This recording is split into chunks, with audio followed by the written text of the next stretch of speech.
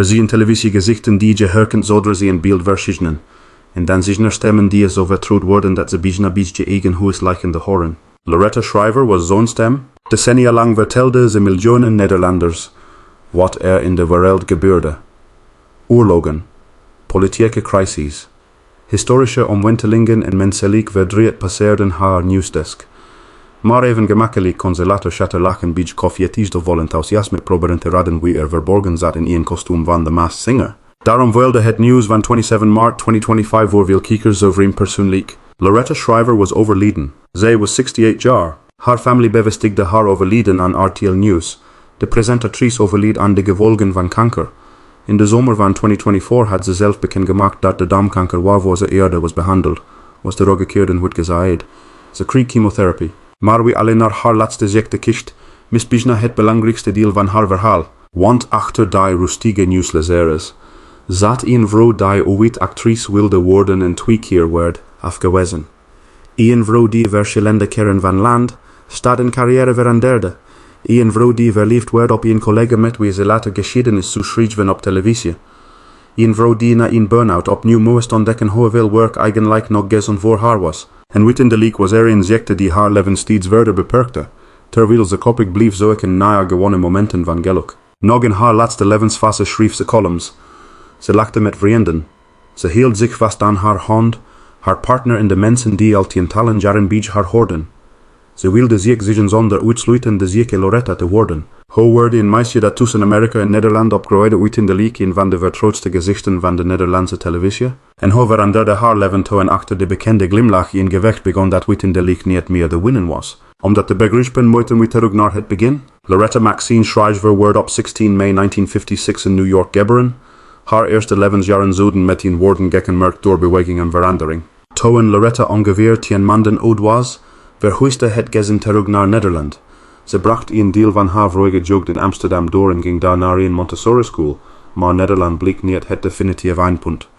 Door het werk van haar vader vertrok het gezin opnieuw naar de Verenigde Staten, ditmaal naar Californië. Haar vader Max was ondernemer in de textielwereld.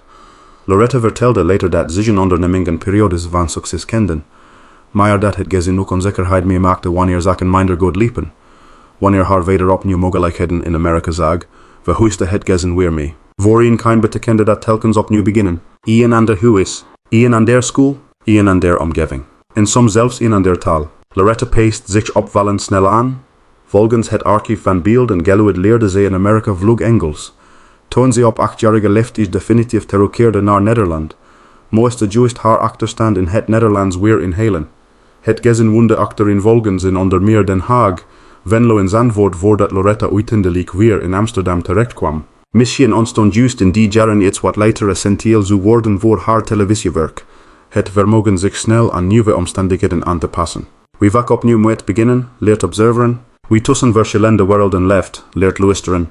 En wie verschillende talen en culturen tegenkomt, ontdekt dat dezelfde boodschap op heel verschillende manieren kan worden verteld. In Amsterdam volgde Loretta het gymnasium. Het ging niet allemaal zonder happeringen. Zelf herinnerde ze er later aan dat ze in 1974 zakte voor haar eindexamen en het een jaar later alsnog haalde. Daarna stuurden haar ouders haar naar de Alliance Française in Parijs om haar Frans te verbeteren. Maar de jonge Loretta droomde nog helemaal niet van een nieuwsdesk. Ze wilde actrice worden. Op school las ze toneelstukken en raakte ze gefascineerd door acteren. Ze probeerde 2 keer toegelaten te worden tot de toneelschool. 2 keer kwam de afwijzing. Voor iemand die later, zo natuurlijk op televisie zou lijken, is dat misschien een van de opvallendste details van haar jeugd. De vrouw die miljoenen mensen moeiteloos via een camera wist te bereiken, kreeg aan van collega's te horen dat de toneelwereld geen plaats voor haar had. Loretta koos vervolgens voor een andere richting en begon aan een opleiding vertaalkunde. Later stapte ze over naar geschiedenis. De weg was nog alles behalve duidelijk. Ze zocht, probeerde, stopte, begon opnieuw en ondertussen bleef haar familie belangrijk. In haar laatste levensjaren vertelde ze dat ze nog altijd tussen spullen van haar ouders woonde. Glaswerkmeubels, voorwerpen uit de Amerikaanse jaren en schilderijen die haar moeder na het overlijden van haar vader had gemaakt. Dat beeld is veelzeggend. Na een leven vol studio's, camera's en verhuizingen omringde Loretta zich thuis met tastbare herinneringen aan waar ze vandaan kwam. alsof het meisje dat uit voortdurend moest verhuizen uiteindelijk haar verleden een vaste plek wilde geven. Als de toneelschool haar wel had aangenomen, was het leven van Loretta Schrijver misschien volledig anders verlopen. Na haar afwitsingen belandde ze namelijk via allerlei omwegen alsnog in het theater. Door haar relatie met Dick Noy kwam ze terecht bij producties van het Amsterdamse volkstoneel.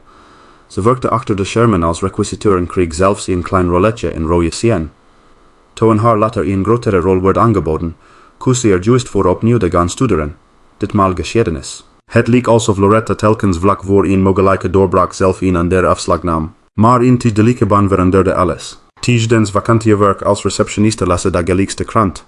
Wat aanvankelijk gewoon iets was om de tijd mee te vullen, wakkerde een nieuwe belangstelling aan.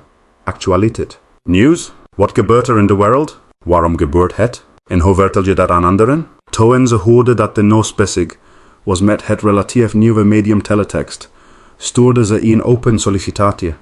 Ze werd aangenomen op de titelredactie en werkte aan een ondertiteling voor doven/storende kijkers. Het was geen glamoureus baan, geen grote studio, geen miljoenen publiek dat haar gezicht kende, maar het was haar entree in Hilversum. Later beschreef Loretta zelf die functie als haar eerste echte stap op het Mediapark. Daarna ging het langzaam vooruit. Ze kwam terecht bij Radio Nederland wereldwijd, waar ze niet alleen teksten las maar journalistieke ervaring opdeed met nieuws, actualiteiten en live-presentatie. En daar ontmoette ze een jonge collega, Jaren Paul. Ze waren jong, ambitieus en nieuwsgierig. Ze werkten samen en kregen ook privé een relatie. Niemand kon toen vermoeden dat de twee jaren later naast elkaar achter misschien wel de bekendste nieuwsdesk van commercieel Nederland zouden zitten. Loretta koos vervolgens voor freelancen. Ze werkte onder meer als redacteur voor Televisie en presenteerde bij Veronica Nieuwsradio. Daar begon haar talent op te vallen. Veronica zocht op één bepaald moment, één opvolger, voor de ervaren, Jaap van Meekeren, bij het actualiteitenprogramma Nieuwslijn.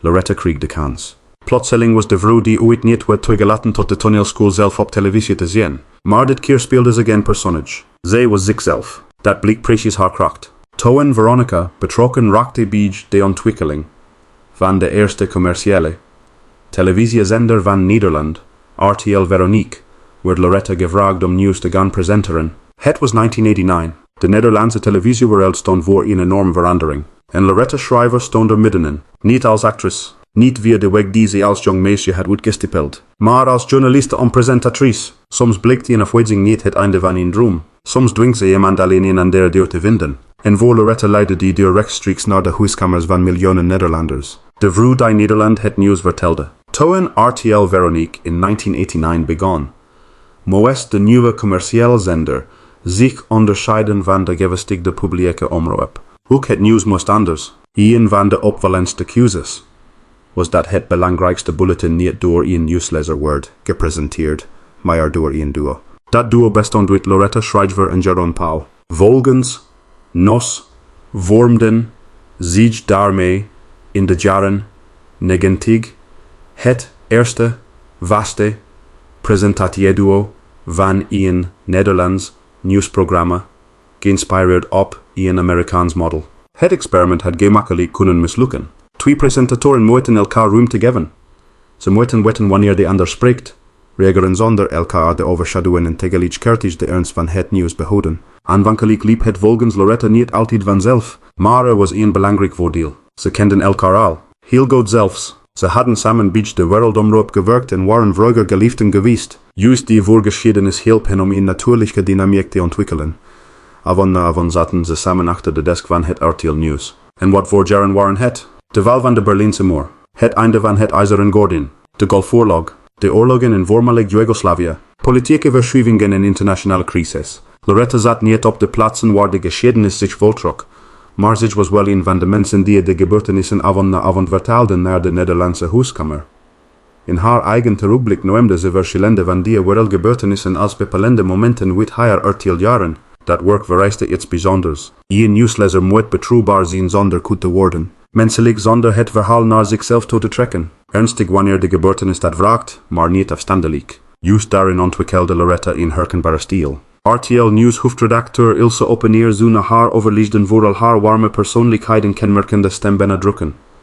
Volgens haar wist Loretta miljoenen kijkers op een toegankelijke manier over het wereldnieuws te informeren. Maar Loretta wilde uiteindelijk meer dan uitsluitend nieuws lezen. Na ruim 10 jaar bij RTL vertrok ze rond 2000 naar de Avro om in droom te verwezenlijken. Televisie maken over dieren. Het programma Alle dieren tellen me gaf haar de mogelijkheid haar bekendheid te verbinden aan iets waar ze diep om gaf. Dierenwelzijn was voor Loretta geen oppervlakkige hobby. Ze sprak zich geregeld uit tegen dierenlied en werkte voor of ondersteunde organisaties op dat gebied. Ook presenteerde ze programma's voor onder andere UNICEF en het Wereld Natuurfonds en gebruikte ze haar stem voor campagnes rond dierenwelzijn. De overstap naar de Avro bleek echter niet blijvend. Loretta keerde terug naar RTL News en haar populariteit was nauwelijks verdwenen. In 2005 eindigde ze volgens nos bovenaan in een onderzoek naar de populairste nieuwslezer van Nederland. Maar misschien lag haar grootste kracht juist in het feit dat ze uiteindelijk veel meer bleek te kunnen dan nieuws. Na haar RTL Jaren volgden programma's bij Omroep Max. Vanaf 2010 wordt ze jarenlang een vast gezicht van gevolgd, dat ze tot het einde van het programma in 2023 in verschillende presentatoren presenteerde. Daar zag Nederland een aan der Loretta. Losse, grappige, soms gesproken, vaak hardlachend. Een vrouw die niet langer achter een formele nieuwsdesk hoefde te zitten maar haar persoonlijkheid veel meer kon laten zien. Vanaf 2019 kreeg een nieuwe generatie kijkers haar bovendien te zien als panellid van The Masked Singer. Dat is misschien een van de opmerkelijkste aspecten van haar carrière. Loretta wist relevant te blijven terwijl de televisiewereld compleet veranderde, van teletext naar commerciële televisie, van serious avant nieuws naar ochtendtelevisie, van journalistieke actualiteiten naar een gigantische entertainmentshow waarin beroemdheden vermomde als fantasiefiguren zingen. Meer dan 3 decennia na haar eerste grote televisieoptreden zat ze er nog steeds, niet omdat ze wanhopig probeerde jong te lijken, maar omdat ze iets bezig dat nauwelijks de producer invalt, vertrouwde. Vanaf de buitenkant leek Loretta Schrijver jarenlang iemand bij wie televisie vanzelf ging. Maar vanzelf ging het niet. Wie avond na avond lief televisie maakt, leeft met deadlines, verantwoordelijkheid en de wetenschap dat ieder verspreking onmiddellijk door duizenden of miljoenen mensen wordt gehoord. Loretta stond bovendien bekend als iemand die sterk betrokken was bij de inhoud van haar programma's. Die betrokkenheid werd uiteindelijk een probleem toen ze bij Omroep Max het programma Max en Loretta ging maken. Ze wilde niet alleen presenteren, maar ook invloed hebben op wat er inhoudelijk gebeurde. Ze nam daarom eveneens teken van de eindredactie op zich. Dat bleek te veel. De combinatie van presenteren, voorbereiden, beslissingen nemen en voortdurend verantwoordelijkheid dragen leidde tot een burn-out. Het is een belangrijk hoofdstuk in haar verhaal omdat het iets laat zien wat achter bekendheid gemakkelijk wordt vergeten. Televisie is zichtbaar. De werkdruk erachter meestal niet. Een presentator verschijnt fris in beeld, maakt een grap, kijkt in de camera en verdwijnt naar de aftiteling. De kijker ziet niet altijd de uren voorbereiding, de vergaderingen, de onzekerheid, de voortdurende beoordeling van kijkers, de behoefte om het iedere uitzending opnieuw goed te doen. Na haar burn-out nam Loretta afstand. Ze ging het rustiger aan doen en richtte zich onder meer op stemwerk en reclame. Het had het einde van haar televisieloopbaan kunnen zien. Maar in 2010 keerde ze terug met gevolgd. Ditmaal leek ze beter de begrijpen dat succes niet alleen wordt bepaald door meer verantwoordelijkheid op je nemen. Soms is blijven bestaan juist afhankelijk van grenzen trekken. Toch bleef bekendheid een merkwaardige tegenstelling voor haar. Loretta was tientallen jaren een van de herkenbaarste vrouwen van Nederland, maar schreef in 2024 dat ze er nog altijd verbaasd over kon zijn wanneer mensen haar op straat herkenden. De publiek Loretta was overal. De private Loretta beschermde juist delen van haar leven. Dat gold bijvoorbeeld voor haar langdurige relatie met Louvaz Diaz, en het gold voor de mensen die haar werkelijk dichtbij stonden. Naarmate ze ouder werd, leek die privéwereld steeds belangrijker te worden. Vrienden, dieren, haar huis, kunst en herinneringen. Misschien was dat wel haar verdediging tegen de prijs van bekendheid. Niet proberen overal gezien te worden, maar ervoor zorgen dat er altijd een plek bleef waar geen camera nodig was. Liefde, een ongewoon relatie en het gezen dat ze zelf koos. Wie Loretta en Jeroen Pauw in de jaren 90 samen achter de nieuwsdesk zag, wist misschien niet dat hun band ooit veel verder was gegaan dan collegialiteit. Ze hadden elkaar leren kennen bij Radio Nederland Wereldomroep en worden verliefd. Tegen de tijd dat ze samen RTL Nieuws presenteerden, was hun liefdesrelatie voorbij, maar hun band verdween nooit helemaal. Na Loretta's overlijden schreef Jeroen dat de relatie weliswaar voorbij was gegaan, maar dat de liefde was gebleven. Hij herinnerde zich vooral hun gezamenlijke beginjaren en haar onvergetelijke lach. Het is een bijzonder detail. Veel ex-partners proberen elkaar uit hun leven te verwijderen. Loretta en Jeroen werden juist een van de bekendste professionele duo's van Nederland. Alsof hun relatie simpelweg van vorm veranderde. Later kreeg Loretta een langdurige relatie met schrijver Louvaz Diaz, die 16 jaar ouder was en haar vader kende. Hun geschiedenis ging weer terug. Volgens nos hadden ze al eerder gevoelens voor elkaar gehad en vonden ze elkaar later opnieuw. Maar ook deze liefde volgde niet het klassieke patroon. Loretta en Lou bleven tientallen jaren samen zonder een traditioneel huishouden te vormen. Ze woonden lange tijd niet samen. Nadat Lou weer in Nederland woonde, hadden ze ieder hun eigen appartement in Amsterdam. Voor buitenstaanders kon dat ongewoon lijken. Voor hen werkte het. Hun verbondenheid werd uiteindelijk misschien het duidelijkst in Loretta's laatste levensfase. In haar columns noemde ze Lou gewoon als een van de mensen die haar droegen toen ze steeds nadrukkelijker onderdeel van haar dagelijks leven werd. Loretta kreeg geen kinderen. In een later terugblik beschreef Nouveau haar als een vrouw zonder kinderen, maar met een groot netwerk van vrienden en een partner die al jarenlang in haar leven was. Zelf grapte Loretta ooit dat ze als jongere een groot ideaalbeeld had van een gezin met veel adoptiekinderen, geïnspireerd Dr. Josephine Baker. Maar dat ze later besefte dat zo'n leven waarschijnlijk niet bij haar past. Wat ze wel creëerde, was een ander soort family. Een gekkige family, vrienden die soms tientallen jaren meegingen. Haar vriendin Simone kende ze al sinds haar schooltijd. In 2024 noemde Loretta haar een soulmate met wie ze toen al ongeveer 55 jaar bevriend was. Daarnaast somde ze in haar eerste Nouveau Colombian hele groep vrienden op die belangrijk voor haar waren geworden. En dan waren er de dieren. Voor Loretta was een hond geen decoratief gezelschapsdier. Een hond hoorde bij haar leven. Wanneer een geliefde hond stierf, probeerde ze het verdriet te zien als ruimte die ontstond om later weer een ander dier een thuis te geven. In haar laatste periode was haar rescuehondje Zora belangrijk voor haar. Het zegt veel over Loretta. Ze had geen traditioneel gezin met kinderen. Maar ze liefde bepaald niet zonder familie. Haar familie bestond uit Lou.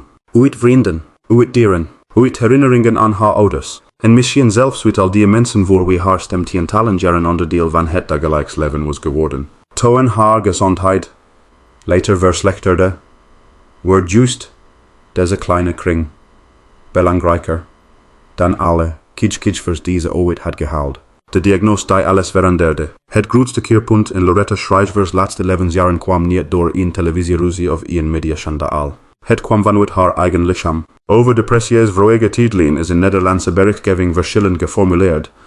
Nos meldde na haar overlijden dat in 2019 beginnende darmkanker bij Loretta was vastgesteld.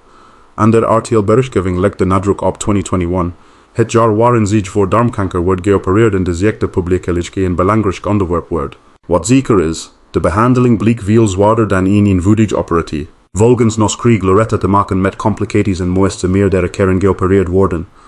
Later volgde opnieuw slecht nieuws toen ook haar lever door kanker werd getroffen. Toch leek er daarna een periode te komen waarin ze kon hopen dat het ergste achter haar lag. Ze werkte. Ze verscheen op televisie. Koffietisch ging door. De Masked Singer ging door. En wie haar alleen op het scherm zag, kon gemakkelijk denken dat haar leven weer gewoon was geworden. Maar achter de schermen keerde de ziekte terug. In juli 2024 maakte Loretta in haar eerste column voor Nouveau zelf duidelijk hoe ernstig haar situatie inmiddels was. De darmkanker waarvoor ze ongeveer 3 jaar eerder was geopereerd, was volgens haar al bijna 2 jaar opnieuw aanwezig. Er waren uitzaaiingen. Vanaf oktober 2023, na opnames voor The Masked Singer, kreeg ze chemotherapie. Ze beschreef die behandeling zonder overdreven drama. Er waren goede en slechte perioden. Het was moeilijk, maar ze wilde niet zielig worden gevonden. Die houding werd typeren voor de manier waarop Loretta over haar ziekte sprak. Niet ontkennen. Niet doen alsof er niets aan de hand was. Maar ook niet toestaan dat kanker haar volledige identiteit overnam. Later in 2024 vertelde ze dat ze niet somber wilde worden en probeerde te accepteren wat er gebeurde. Dat klinkt misschien bijna eenvoudig wanneer je het leest. Maar chemotherapie is geen filosofische oefening. Het betekent lichamelijke uitputting. Ziekenhuisbezoeken. Onzekerheid over uitslagen. Plannen die plotseling niet doorgaan. Goede dagen waarvan niemand weet hoeveel er nog volgen. Loretta bleef ondertussen dealen aan het leven dat ze nog had. Ze schreef haar columns. Ze hield contact met vrienden. Ze bleef zich interesseren voor anderen. En opmerkelijk genoeg bleef ze zelfs tijdens haar ziekte betrokken bij televisie. In 2024 werd aangekondigd dat ze ondanks haar behandeling opnieuw als jurylid zou terugkeren bij The Masked Singer. Voor het publiek was dat Loretta zoals men haar kende. Commentaar geven, lachen, nieuwsgierig zijn. Maar daarna ging de ziekte verder. Dat is misschien wat haar verhaal zo aangrijpend maakt. Er was geen duidelijk filmisch moment waarop de muziek stopte en iedereen wist dat het einde naderde. Het leven liep door. Een column. Een telefoongesprek. Een kop koffie. Een autorit met Lou. Een grap met een vriendin. En tussen die gewone momenten door waren er behandelingen.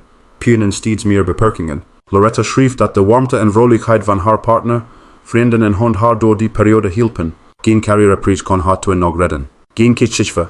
Geen televisiecontract. Geen bekendheid. Wat overbleef waren mensen. Precies de mensen die de buitenwereld misschien nauwelijks kende. En dat maakt de laatste fase van Loretta Schrijver's leven misschien wel de meest menselijke van allemaal. In 2024 begon Loretta nog aan iets nieuws. Ze wordt columnist voor Nouveau. Op het eerste gezicht lijkt dat een klein hoofdstuk naar een televisieloopbaan van tientallen jaren. Maar juist die columns kregen achteraf een bijzondere betekenis. Voor Loretta betekende schrijven dat ze nog iets had om zich op te concentreren. Ze kon nadenken over haar leven, haar vrienden, ziekte, ouder worden in de kleine momenten die vaak verdwijnen omdat mensen de druk zeggen om ze op te merken. Man na man leverde ze haar teksten aan. Ondertussen ging haar gezondheid heen en weer. De hoofdredactie sprak regelmatig met haar. Zelfs wanneer de berichten over haar eigen gezondheid slecht waren, bleef Loretta volgens Nouveau vragen hoe het met anderen ging. Dat detail vertelt misschien meer over haar dan een lijst televisieprogramma's ooit kan. Begin 2025 wilde ze nog een race maken. Samen met haar goede vriendin Simone had ze een cruise gepland. De race ging daadwerkelijk door. Maar volgens de latere herinneringen van Nouveau was duidelijk dat Loretta's lichaam het steeds moeilijker kreeg. De slechte dagen begonnen de goede dagen te overheersen. Haar januari-column wist ze nog af te maken. Daarna lukte het niet meer. Niet omdat de journalist in haar geen woorden meer had, maar omdat de pijn te groot werd. Op donderdag 27 maart 2025 overleed Loretta Schrijver op 68-jarige leeftijd.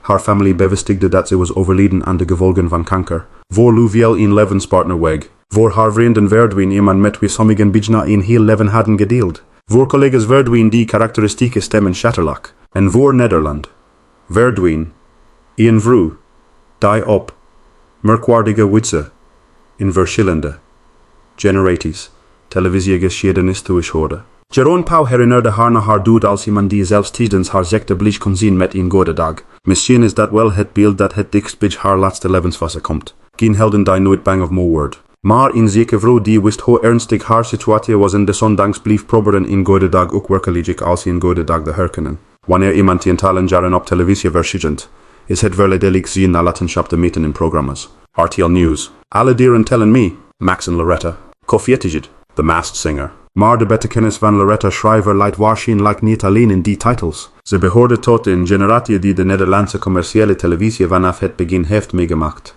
Toen RTL eind jaren 80 begon, was commerciële televisie in Nederland zelf nog een nieuw verhaal. Loretta en Jeroen Pauw hielpen met hun door presentatie een andere vorm van nieuwspresenteren te introduceren. Maar Loretta bleef niet gevangen in dat imago. Dat is belangrijk. Veel nieuwslezers worden zo sterk met ernst en autoriteit verbonden dat het publiek moeite heeft hen buiten die rol te accepteren. Loretta was precies het tegenovergestelde te doen. Ze kon geloofwaardig vertellen over oorlog en politiek. En jaren later met dezelfde herkenbaarheid een ochtendprogramma presenteren of enthusiast discussiëren over een verborgen zanger in The Masked Singer. Daarvoor moet het publiek niet alleen vertrouwen hebben in je deskundigheid. Het moet ook iets voelen voor de persoon achter die deskundigheid. Bij Loretta was dat vaak warmte, humor en die bekende lach. Collega's beschreven naar haar doet juist die combinatie. Een serieus journalist en tegelijkertijd een vrouw die een redactie kon voelen met haar schatterlach. Daarnaast liet ze een andere erfenis achter. Haar betrokkenheid bij dieren. Voor Loretta was dierenwelzijn geen onderwerp dat ze alleen gebruikte omdat het goed bij haar publieke imago past.